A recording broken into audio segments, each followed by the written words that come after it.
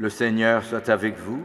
Et avec votre esprit. Bonne nouvelle de Jésus-Christ selon saint Matthieu. Gloire à toi, Seigneur. En ce temps-là, voyant les foules, Jésus gravit la montagne. Il s'assit et ses disciples s'approchèrent de Jésus. À leur ouvrant la bouche, Jésus les enseignait. Il disait « Heureux les pauvres de cœur, le royaume des cieux est à eux. Heureux ceux qui pleurent, car ils seront consolés. Heureux les doux, car ils recevront la terre en héritage. Heureux ceux qui ont faim et soif de la justice, ils seront rassasiés. Heureux les miséricordieux, ils obtiendront miséricorde. Heureux les cœurs purs, ils verront Dieu. Heureux ceux qui travaillent pour la paix, ils seront appelés fils de Dieu. Heureux ceux qui sont persécutés pour la justice, car le royaume des cieux est à eux. Heureux êtes-vous si l'on vous insulte, si l'on vous persécute, si l'on dit faussement toutes sortes de mal contre vous à cause de moi. Réjouissez-vous, soyez dans l'allégresse, car votre récompense est grande dans les cieux. Acclamons la parole de Dieu. Louange à toi, Seigneur Jésus. Jésus proclame les béatitudes. Mais comment voir les béatitudes? C'est à travers ses amis, ceux qui vivent ces béatitudes. Il y a quelques années, j'avais été à Malone, l'Institut de Malone. Je ne connaissais pas du tout. Et je vais à la chapelle, il y avait 40, 50 personnes, en grand silence, en train de prier. De prier devant la tombe du saint frère Musier-Marie, que je ne connaissais pas. Alors, j'ai acheté le livre de la vie du frère Musier-Marie. Et je me suis aperçu que lorsqu'il est venu se présenter pour entrer dans l'Institut, on ne le voulait pas, parce qu'il était d'un milieu modeste et que aussi il était très timide. Il n'osait pas s'imposer. Mais le frère Maxentis, qui était un frère qui avait beaucoup à dire dans l'Institut, a dit à ses confrères « Laissez-le venir, je me porte garant de sa vocation. » Et le frère Musier-Marie était un frère qui faisait beaucoup d'occupations, les heures de retenue, la récréation et d'autres tâches encore. Il était professeur de chant et de musique. Et un jour, l'élève auquel il donnait cours était venu à 14 heures, comme c'était prévu. Et le frère Musier-Marie, qui est toujours à l'heure, n'était absent. Alors l'élève est allé, attendu quelques minutes, et puis il est allé dans tout l'institut, à cours de récréation, dans toutes les classes, il ne le voyait pas. Puis finalement, il l'a vu aller dans l'église, et là, il n'y avait personne dessous. Si, il y avait quelqu'un au banc de communion, à genoux. C'était le frère Musier-Marie. Et le jeune étudiant s'approche, il l'appelle, mais le frère Musier-Marie ne bougeait pas. Il était dans l'extase, regardant ce sacrement. Et puis alors, le frère quitte, le jeune homme, l'étudiant quitte le frère en question. Et puis il se dit, non, tout de même, il est l'heure, je vais quand même l'appeler.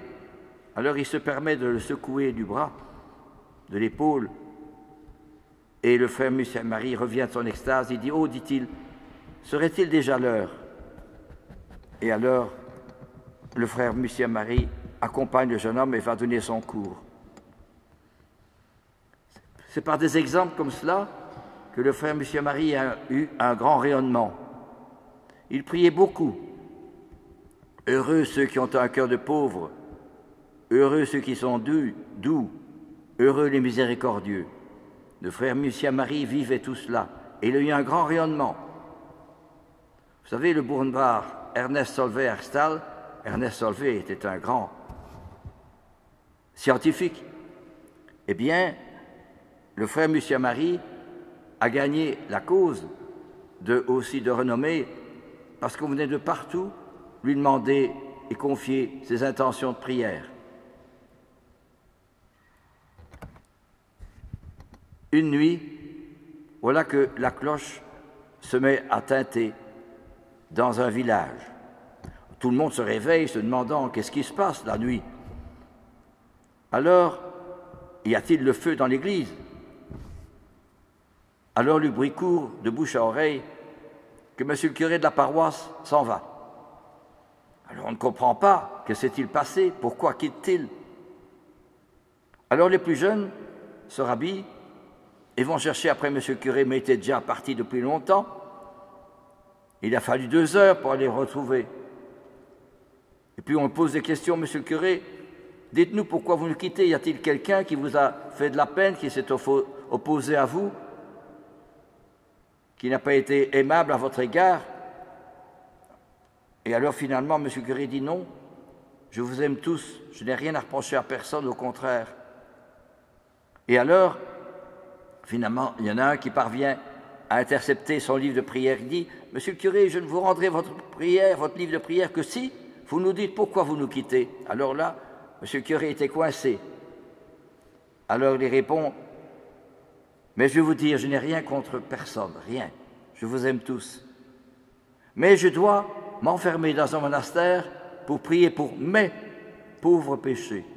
Vous savez qui disait cela? Le saint curé d'Ars. Lui qui a confessé tant de monde, tant de gens, qui a fait tant de bien.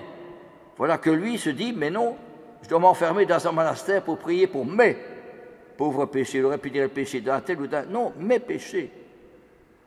Et pourquoi? Parce que plus on s'approche de Dieu, plus on se rend compte qu'on est pécheur. Et alors, au début qu'il était prêtre, on ne voulait pas qu'il confesse parce qu'il donnait des conseils inappropriés. Alors, il y a eu une pétition qui a été dans toutes les paroisses du doyenné pour dire à l'évêque, Monsieur le curé, ça ne va pas. Il donne des fausses interprétations et des mauvais conseils. Il ne faut plus qu'il confesse. Alors la pétition est venue à Ars, c'est M. le curé Jean-Marie Vianney qui a lu la pétition. Au lieu de s'énerver et se fâcher, il a signé la pétition. Oui, monseigneur, je ne mérite pas de rester à Ars et de confesser. Mais quelques années plus tard, c'est la France entière qui venait à son confessionnal. Même la nuit, des heures et des heures. Il y a un défilé jusque sur la place de Ars pour venir se confesser auprès du curé d'Ars. Pourquoi? Parce que le curé d'Ars était justement celui qui était près du bon Dieu. Il était témoin du bon Dieu. Pourquoi? Parce que c'était un pauvre de cœur et parce que c'était un doux, parce qu'il avait faim et soif de la justice, parce qu'il était miséricordieux et surtout parce qu'il avait un cœur pur. Vous me direz, mais alors le bon Dieu il choisit souvent des personnes qui sont humbles, qui sont pauvres, pour donner son message. La réponse, c'est saint Paul aujourd'hui, qui nous l'a dit dans l'Épître aux Corinthiens. Regardez, vous qui avez été appelés par Dieu, eh bien il n'y a pas beaucoup parmi vous de sages aux yeux des hommes, ni de puissants, ni de haute naissance. Au contraire, s'il y a de fous dans le monde, voilà ce que Dieu a choisi, pour couvrir de confusion les sages. Ce qu'il y a de faible dans le monde, voilà ce que Dieu a choisi. Ce qui est d'origine modeste, méprisé dans le monde, voilà ce que Dieu a choisi. Afin qu'aucune chair ne puisse s'enorgueillir devant Dieu. C'est un paradoxe. Comment est-ce possible? On choisit nous autres. En tout cas, moi, je prends quelqu'un d'intelligent si je veux organiser une œuvre. Quelqu'un qui réussit bien, quelqu'un qui sait bien parler, quelqu'un qui a réussi sur beaucoup de choses et quelqu'un qui a beaucoup de diplômes. Mais choisir le dernier, comme le frère Lucien-Marie ou le curé d'Ars ou d'autres, ce n'est pas possible, ce n'est pas sérieux, c'est contraire à la raison. Et cependant, c'est comme ça la politique du bon Dieu. Il se sert des plus petits et des plus pauvres pour réaliser son œuvre. Et voilà, ça veut dire que pour nous, les béatitudes, eh bien, ça va à l'encontre du monde, de l'esprit du monde. Le monde, c'est la première place, les honneurs, la richesse, le confort, le matériel. Mais les disciples de Jésus, c'est le contraire. Non pas qu'il veut s'opposer au monde, mais qu'il veut imiter notre Seigneur dans la prière, dans l'humilité, dans la pauvreté, dans le souci de la dernière place, dans le sacrifice. Et voilà, justement, ce sont ceux-là qui vont construire l'Église. C'est pour ça que Saint Charles de Foucauld, qui vivait dans les châteaux, et voilà qu'il va vivre dans une petite cabane qu'il a construite lui-même, presque insolite, et il va vivre là-dedans et accueillir bien des gens et des pauvres qui ne comprennent pas évidemment son sacrifice, qui ne peuvent pas se rendre compte du sacrifice qu'il a fait, lui qui vivait dans les châteaux, dans l'aisance, le confort, le matériel, et qui était un officier supérieur de l'armée française. Eh bien, Saint Charles de Foucauld écrira « Dieu construit sur le néant. C'est par la croix qu'il a sauvé le monde. C'est par le néant des apôtres qu'il a construit l'Église. C'est par le néant des moyens humains et la sainteté que l'Église se construit, que la foi se propage. » Voilà ce que Charles de Foucauld écrivait. Mais ce sont des paroles assez étonnantes. Nous dirions autrement. Mais non, il faut ceci et cela, et organiser, et structurer, et entreprendre, et écrire des lettres. Non, je ne dis pas qu'il n'en faut pas. Mais eux, au contraire, ils emploient les moyens pauvres pour construire l'Église. Parce que justement, Jésus choisit ce qu'il y a de plus faible, ce qu'il y a de modeste, ce qu'il y a de fou dans le monde, pour construire son Église. Eh bien, voyez-vous, frères et sœurs, voilà ce que notre Seigneur vient nous dire par les béatitudes. Puissions-nous, nous-mêmes, rejoindre un peu le frère Lucien-Marie, qui était un pauvre, un petit, un noble, rejoindre aussi le curé d'Ars, qui était un pauvre, qu'on ne voulait même pas ordonner, parce qu'il n'était pas intelligent. J'ai oublié de le dire, quand il a fallu l'ordonner, les professeurs de théologie étaient dans la maison de monsieur le curé, sans que Jean-Marie Vianney soit au courant. Et on avait fermé les portes du milieu. Les professeurs étaient dans une pièce, et le curé était avec Jean-Marie Vianney, qui ne savait pas que les professeurs étaient là. Alors le curé pose des questions de théologie au Jean-Marie Vianney, qui répond vraiment bien, dans la vérité. Alors, Jean-Marie Vianney s'en va, le curé prend congé de lui, et alors, le curé va trouver ses professeurs. Alors, que pensez-vous?